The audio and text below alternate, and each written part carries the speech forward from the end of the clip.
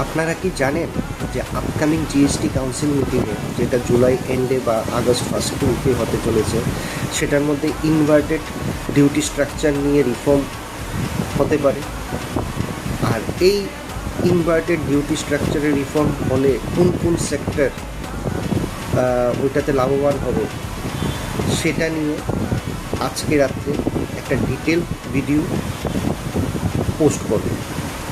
তো আপনারা যদি ইন্টারেস্টেড থাকেন এই বিষয়ে, তাহলে অবশ্যই এই ভিডিওটা দেখবেন। এটার মধ্যে আমি এটি বলে রাখছি কোন কোন সেক্টর, সেক্টর ওয়াইজ ডিটেলিং দেব।